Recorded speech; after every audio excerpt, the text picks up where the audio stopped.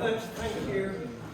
Thank you all for coming. Great to see so many of you. A few words of explanation might be in order. This play was put together for a meeting of the Classical Association nearly a month ago in Warwick, where we were performing on a huge bank of steps. So quickly yesterday afternoon we had to work out how a play that was written to be, or produced to be performed in a vertical dimension could be transposed to a horizontal dimension. So the odd kind of stage direction might go right or it might not, we will see. The play, people thought it was by Seneca, it isn't. It's a play about Nero, who is generally not considered a good person, and it was written quite soon after his death by the next regime, and it is quite critical of him. Storyline, the backstory, you get a flashback in the first part of the play, how Nero did in his rather bossy mother, Agrippina. Tried to drown her, didn't quite work, but that was mother. The main action of the story is Nero doing in his wife, Octavia, and it's a tragedy, the tragedy of Octavia. What happens to her? He decided he wanted another woman. That's probably all you need to know. I put a complicated family tree down there. Family relationships were complicated. The other character you probably need to know about is Britannicus, who was the natural son of the Emperor Claudius. Claudius then adopted Nero instead. Nero, of course, had Britannicus killed, and Britannicus you will see represented by a doll in this production. We're performing it, as you know, we have a penchant for the medieval, and therefore this is being done in the nearest thing we could manage to the medieval, which was about 1561. It was a point when Elizabeth had just come to the throne. You couldn't do religious plays anymore. It wasn't really safe. The world was too polarised. So if you can't do religious plays, but like us, you want to make theatre, then you have to go classical. The problem with going classical is how do you do it in English? And this is one of the pioneering attempts to find a way of doing the classical in English. It's quite an interesting English, which we've had fun with. It was a piece of student theatre. It must have been quite radical in its day, because in the play, Nero disposes of his first wife, who was much loved by the people, and makes a love match. And in England at that time, Henry VIII famously had disposed of his first wife, who the people liked, and made a rather unpopular love match. And the fruits of that love match had just come to the throne. So it's a kind of, the story has got some interesting resonances to it. That's enough introduction. On with the play. It's a Greek tragedy in style, and as you know, all Greek tragedies are supposed to begin at dawn. So here you have the rising sun.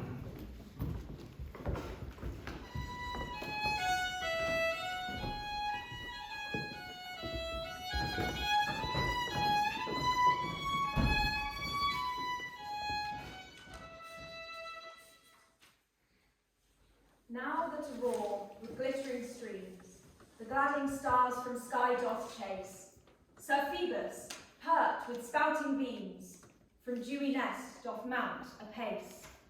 O day, which I doth me annoy, since that time did I more desire the fearful darkness to enjoy, than Phoebus, fresh with fair attire.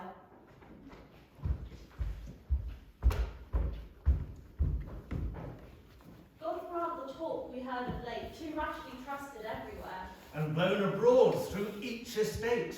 No bed of truth that it may bear, and that no fresh espoused dame Our princess thus to enter in. But that Octavia keep the same. And that the seed of Claudius's kin may once bring forth some pledge of peace. That to the world rest may redound, and brambling strife may easily cease. And Rome retain her great renown. And Claudius now in ground he lays, even we too much unmindful be. Whose worthy stem we have betrayed, through fear that made us to agree. This grief our woeful age doth feel, through monstrous act against all kind, when, as in deadly crafty keel, to tyrant sea and wrestling wind, the proud, presuming prince doth put his mother, trapped in subtle salt. The mariners appointed cuts the swelling seas from pleasant port. The clash resounds with stroke of oars.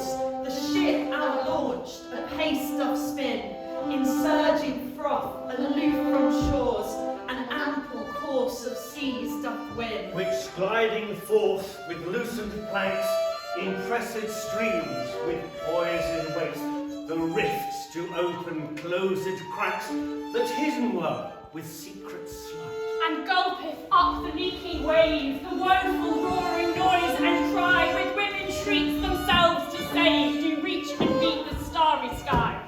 Then grisly present death doth dance before their eyes, with pining cheeks, whose deadly stroke and heavy chars then to avoid, then each man seeks. On riven ribs some naked lie, and cut the beating waves in twain. And some their skilful swimming tried, to get unto the shore again. The greatest part that sailed were, by destinies dire to men prefix, in whirling swallows drowned were, those whirling seas and ground betwixt. Queen Agrippina her garments rends, she tears her ruffled locks of hair, abundant blubbering tears she spends, through deep distress of fainting fear. Who, when no hope of help she spies, inflamed with wrath, which woes appease. O son, for so great gifts she prize, hast thou with such reward me pleased?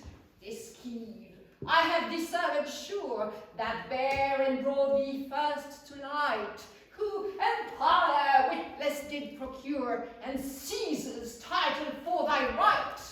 The flashing flows do flap her face, and all her speaking mouth do beat. Anon she sings a certain pace, depressed down with surges great. Anon she floats on weltering red, and pats him off with tender hands. Through fainting fear, then taught to swim, approaching death, and fate withstands. In close and secret silent breasts, of mate with her to see that yode, in whom no fear of death there rests, true faith unto their queen abode. Their ladies' weather-beaten limbs to help some freely venture there, some in the cumbrous waters swims. But desperate danger do not spare, with cheerful voice they comfort her, though drawling, draggling limbs she drew. To lift her up with help they stir, and numbed corpse to strength renew. The devilish man repined with grief when he his mother saved saw from swallowing seas her safe relief. And that she vital breath did draw, he grudged with grief. And in his heat he huger mischief heats to this. He doth not want to lay her feet, but headlong rashly carried is upon her death. A soldier sent dispatches that he hath in charge his lady's breast his blade doth whet. She yielding up her soul at large, this accursed breast would she, which this unkindly monster bear, from pinching pain may not be free. Dig! Slash and say no mischief spare! When this with faltering tongue was said, at last her sad and trembling ghost, with latter sobbing sighs unstayed, departs from earth's vital coast.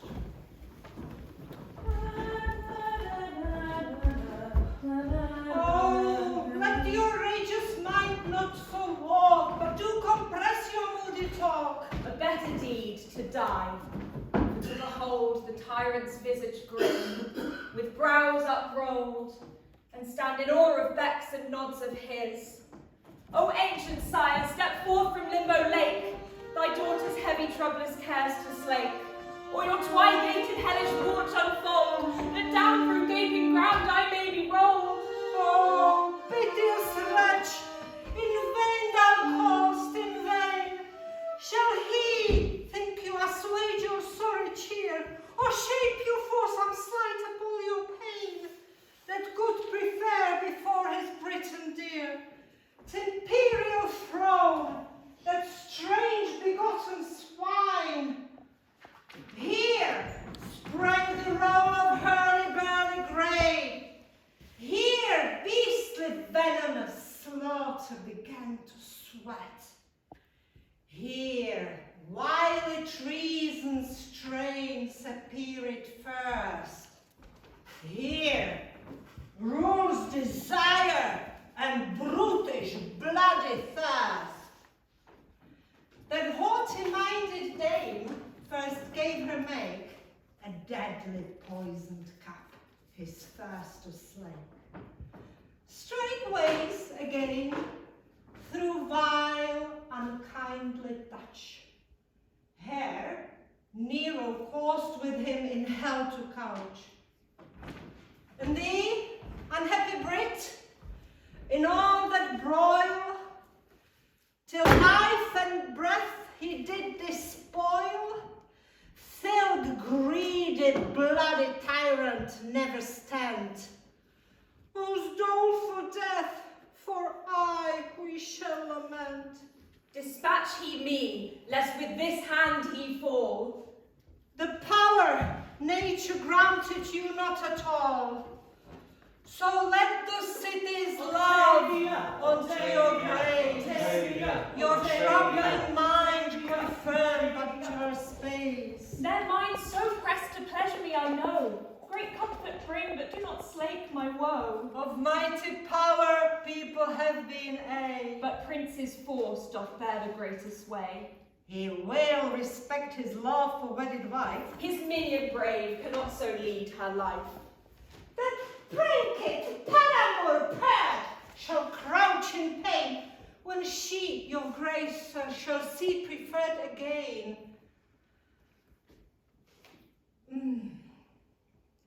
Nay, sooner shall the roaring frothy seas and mounting flashing flows match the sky than unto servile law of husband white, that brutish wise in blood takes its delight. My heavy woeful mind can I address, while brother's death my heart doth still possess. O that of heavenly powers, the prince and sire would shock and shake the earth with thundering fire bright, would pelt and pash with thumping fire bright, that devilish pate, that cruel, cursed white. Madame,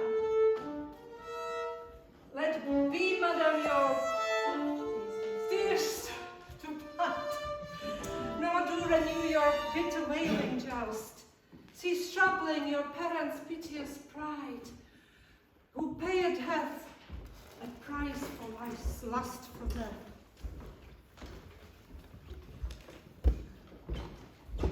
Throughout the world, a mighty, monstrous device. Foul, filthy, monstrous lust hath got the price. For all the bumping bigness it doth bear, yet waxing old, the world is like to wear, with boisterous fall and tumbling rushes sky, to squeeze and make the cursed kind abide, that springing once again it may yield out some other strange renewed virtuous route, as once before it did new sprung again, what time Saturnus held his golden reign. To each man passage free lay open then, nothing there private was to any man. And then the ground itself and fertile soil, her fruitful bosom bared all, void of toil. But lo, staggering steps where Nero flings, and visage grim, Theos news brings. Dispatch with speed that we commanded have. Go, send forthwith some one or other slave that Claudius' prophet scab, or son as eke may bring before our face. Go, some man, seek. Against lineage, naught should rashly pointed be. A light thing 'tis for to be just, I see. A worthier virtue 'tis in country's sire, his people to defend with sword and fire. It well beseems such aged wights to teach unbridled springals young, and not to preach both to a prince and man of rightly years. Oh, nay, rather frolic, youthful blood appears to have more need of counsel wise and grave. His age sufficient reason ought to have. Be given slender trust to fortune's flattering face. She topsy-turvy turns the world apace, but faith the surest defence doth seem to me. Full meet it is that Caesar dreaded be. More meet of subjects for to be beloved. From subjects' minds, fear must not be removed. We will decree what we shall best suppose. What people's voice doth gently bind or loose, let that confirm it stand. Sword's bloody dint shall cause them else at me to take their hint. And chiefly, when these traitorous absent clowns such wondrous favour find in cities' bounds, which those same exiles lingering hope doth feed. Suspected foes with swords we shall outweed. And so Octavia shall, that jolly dame, continue after them at their bloody game. Oh, it is, O Prince, a worthy famous thing, amidst redoubted lords alone to ring, and to the world a quiet calm to give, that all your age in peace their lives may live. Sir Brutus, stern, his brawn and arms did dight his sovereign liege to slay by force and might, that earth had holpen him and given him health and had endued him with princely wealth. Augustus, at the last of conquest great, his dullard swords which wounded souls did beat, in peaceable sheaths repose hath laid at rest, and fear doth rule and guide his kingdom best. And us, the starry reign of God shall bide, if first with dreadful sword about us wide, we wipe away whatso our person stain, and found our court with worthy stem again. We have found out for birth and beauty's grace, a worthy make for such an empress's place. The people's grief would never yield to it, nor virtue can the same at all permit. Shall I alone to do? Forbidden be that every patch may do. That grieveth me. Why do we not appoint the marriage next, when as our marriage pomp may be context?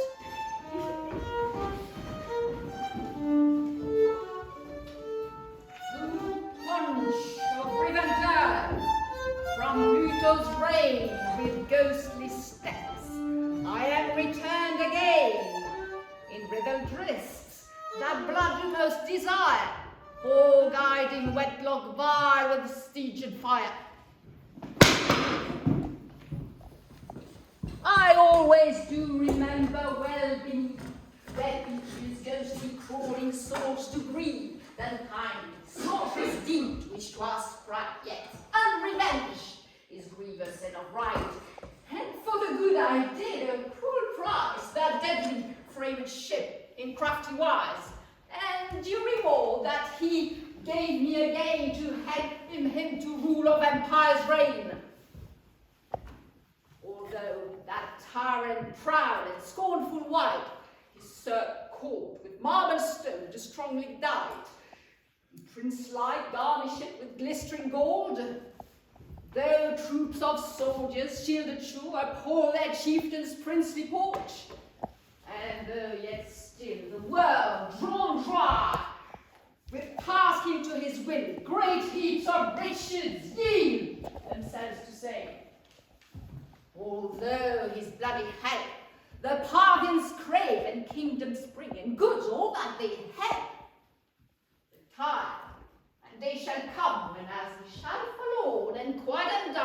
wanting all, and to his cousin deeds, his life and more, and to his foes, his bared throat restore.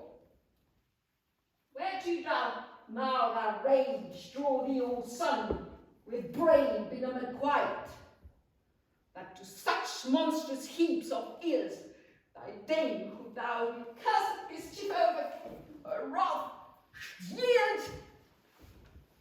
Oh, that ere to the night, the sucking babe I bore thee forth to sight, and fed thee fine with pap as princely born.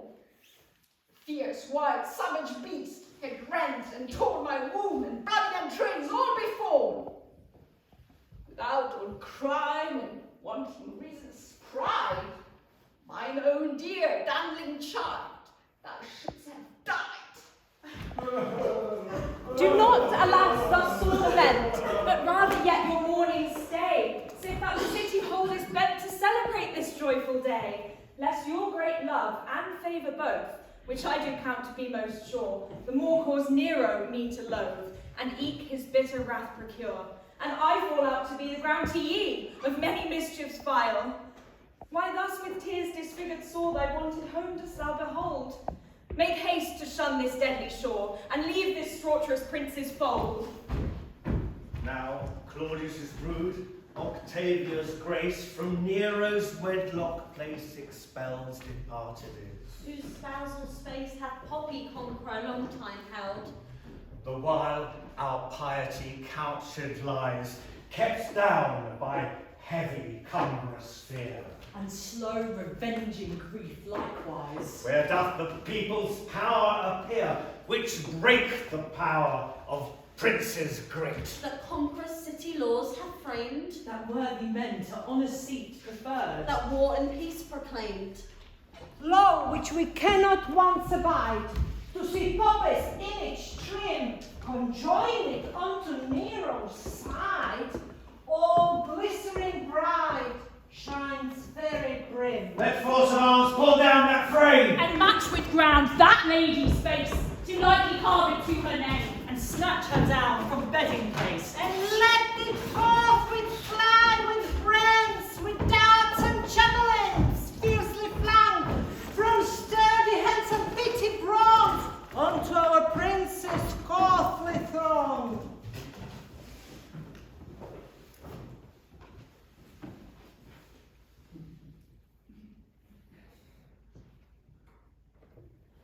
With dreams and grisly sights this last night, nurse, my mind was troubled sore, but frayed much worse. My senses weary fell in slumber deep, while Nero me within his arms did cleap. Resolving limbs at length gan sleep discharge, and long rest I not under quiet's charge. For lo, I saw a rout did cause me fear, come to my chamber with dishevelled hair. They were the dolphus wights that live on ground, and oft among the warlike trumpets sound, I saw my husband's mother terribly stand, with threatening look, bewrayed with blood in hand. A light firebrand she bore, which oft she shook, and made me go with her through fearful look. When down we came through opened earth, she led the way, I after went with bowing head. To temples high where mighty gods do dwell, I will repair, and offerings to them fell, in humble wise their heavy wrath to appease, and me of mighty sight and dreams to ease. But who is that runs with fear oppressed? Or else what news brings he, parting breast? There, to the chieftain's court I counsel wend, gainst which the populace rout their force doth bend. The rulers run amaze to fetch the guard, and armoured troops of men their town toward. Nor witness rashly caught through fear doth cease, but more and more their power doth increase. What sudden rage doth beat their broiling brain? The garrisons, great with fury, stunned again, stirred up, but Queen Octavia's sake, with monstrous mischief vile, their rage to slake, they run and rush to the palace bar, unbridled, rage, yea, makes them wondrous wood, whatever image graven in marble stood.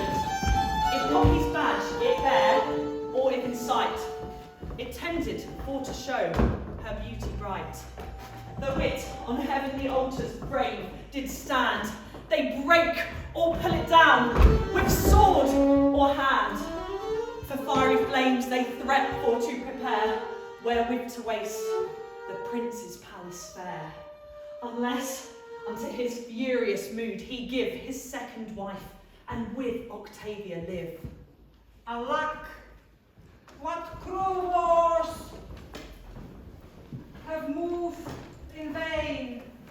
Sith prisoner, love you cannot gain. He darkened hath those thundering things that shake, heaven, earth, hell, all things that make to quake. Ye mighty Jove in heavens that wears chief crown, his flames from welkin high have brought down. And we, not victors now, but vanquished, shall ransom pay the price of heart's blood red. And now my mind sore frighted stands aghast. What Cupid's furious force brings us at last? These streams of blood yet do not quench their rage, which they against our proper person wage. For they must tamed be, with heavy stroke, and down be kept with poise of weighty yoke, that they, with like attempts, do not arise, nor once cast up their deadly peasants' eyes. Against our loving spouses' golden looks, first punish them sure, then fear shall be their books to teach them, at their prince's beck to obey. But see at hand, whom faith and virtue rare, Lieutenant Chief of Camps appointed there. Declare whose death your mood does most require. Let not my hand be stayed by your desire. It seeks our sister's death and traitorous head. Those words through all my limbs of stiffness spread, oppressed with grisly fear. Us to obey, standst thou in doubt? On faith, why do you lay so great a fault? Because thou sparest our foe. Deserves a woman to be termed so? If treason she begin, Those mad, unwieldy wights, who order could? who could stir up their sprites? No creature as I think. A woman could, in whom a mind Dame Nature hath bestood to mischief prone. Away with grave advice, us with entreating seek not to entice.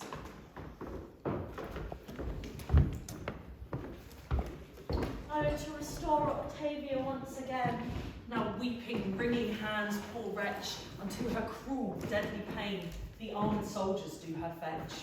How safe doth poverty lie content in thatched house, safe shrouded there. High raised towers by blasts are bent, which oftentimes them overbear.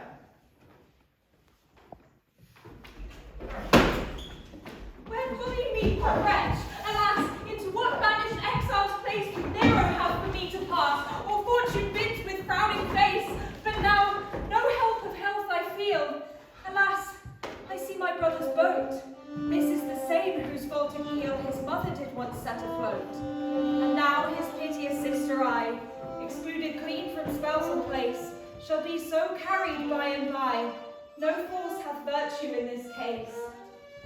The mortal prove the destiny's guide, Nor anything doth steadfast bide. Lo me the tyrant stern shall send, to irksome shades and hellish sprites. Why, wretch, do I the time thus spend? Draw me to death, you whose mights false fortune hath bequeathed me. I witness now the heavenly power.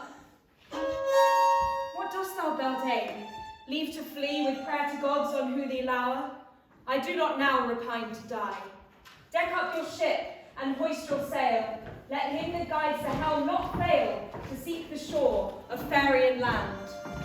O piffling passion west of wind, whose sacrifice did once withstand with Imogen to death assigned. And close in cloud, congealed clad, saved from this painful punishment, to Dian's temple safely borne.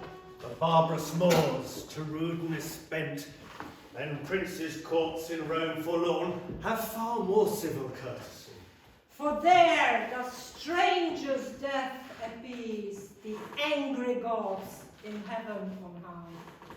But Roman blood, our Rome must please.